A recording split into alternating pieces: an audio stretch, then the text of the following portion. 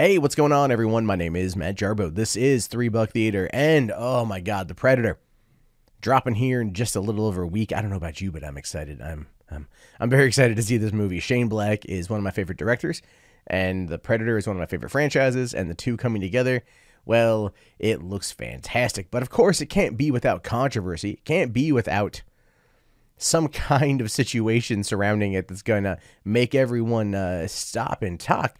But I will say, though, that it's probably being handled the right way.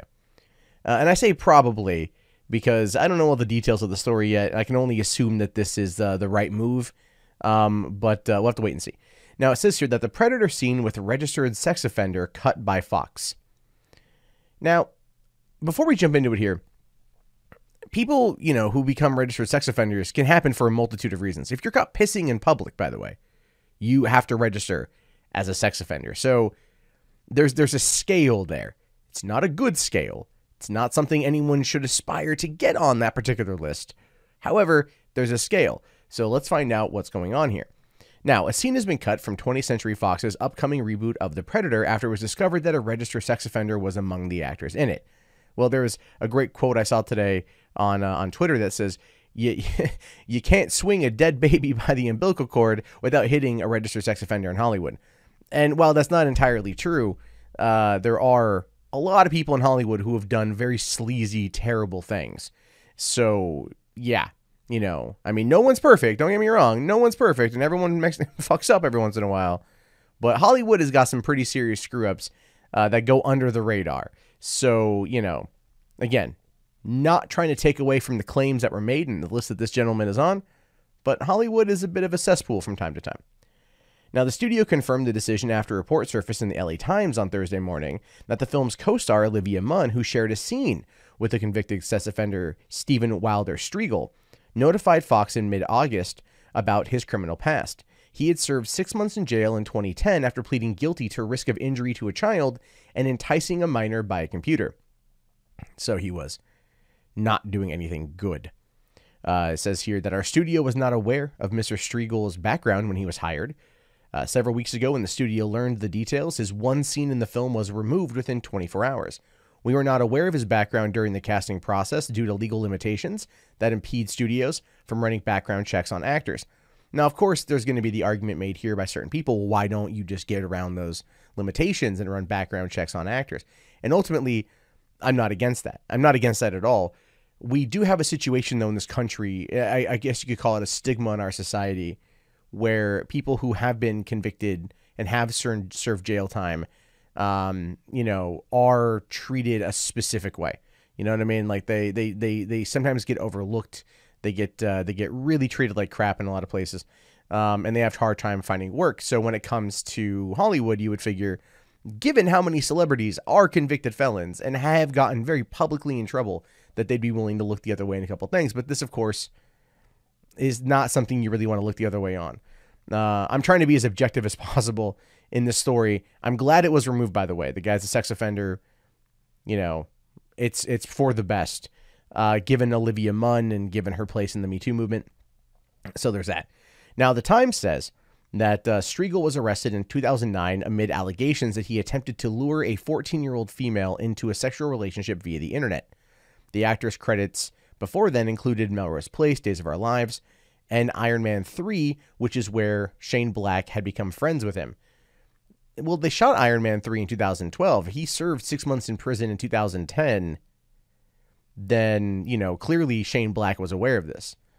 Now, Black, who also cast Striegel in 2016's The Nice Guys, told the Times in a statement that he chose to help a friend in casting Striegel in The Predator, which is prepping for its premiere. He says, I personally chose to help a friend. I can understand others might disapprove, as his conviction was over a sensitive charge and not to be taken lightly. So a lot of people have kind of come after Shane Black for that one, right? They've come after Shane Black for that, and they're criticizing him heavily for this.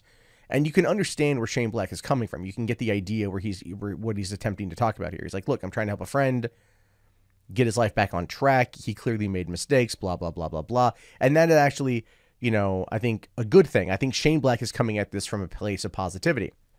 Now, Striegel did give an interview here via email, and he said that a warrant allegation, or he says that a warrant's allegation that he had physical contact with the girl was groundless. He claims that she was a distant relative who had confided in him and that she was having problems and he was attempting to boost her self-esteem. Now, he says here, this was an enormously unfortunate chapter in my life and one that I took and continue to take personal responsibility for. If I had even an inkling of my involvement with the predator, I would be appointed difficulty for Shane Black or cast any other shadow over a movie that I wish only great success for, I would, of course, never have been involved in any capacity. Now, what this article is overlooking here is the affidavit that was obtained in regards to what he was being charged with. It doesn't quite say that it's a distant relative. He did have physical contact with a girl according to the affidavit, and it was like it was you know, nothing that was, it wasn't going all the way, but it was like over the clothes stuff, which is 14, and he's clearly an adult. That's clearly illegal in every state in the United States here. So yeah, that's a problem. And then so it does also, there was also an updated statement I saw from Black where he clarified that he did not know any of those details and that he was misled by his friend. Now, whether or not that is just, you know, the studio's way of coming out and using, you know, saying like we're disavow, because they don't want to be caught up in the situation. I don't know yet. I have no idea. But the way I look at it is it does appear that this guy misled Shane Black. It does appear that Shane Black, you know, kind of listened and believed without doing due diligence. And I understand that.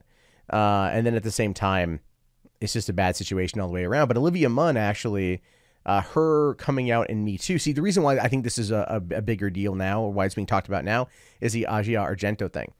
Because Olivia Munn came out last year when Me Too happened, and she had accused Brett Ratner of things. And when she accused Brett Ratner of things, of bad things, that kind of scuttled his relationship with Warner Brothers, and then she became kind of a figurehead in the Me Too movement. So when she discovered this particular situation, she came out with it and didn't try to hide it or anything else like this. And so that's where we find ourselves. I'm not against Fox cutting the scene. The scene in question was when Olivia Munn was being harassed by a jogger. The jogger was being played by the guy Steven Wilder Striegel, was being played by him. And so as a result of that, you know, it's an inconsequential scene in the film that does not need to be replaced by Christopher Plummer. We'll have to wait and see, though, what happens and what things are going forward. Anyway, leave your thoughts below. I'm curious to hear what you guys have to say about this. I will talk to you all later. Have yourself a great day, and peace out. If you enjoyed this video, please consider becoming a patron today for just $1 per month over at patreon.com/MundaneMatt.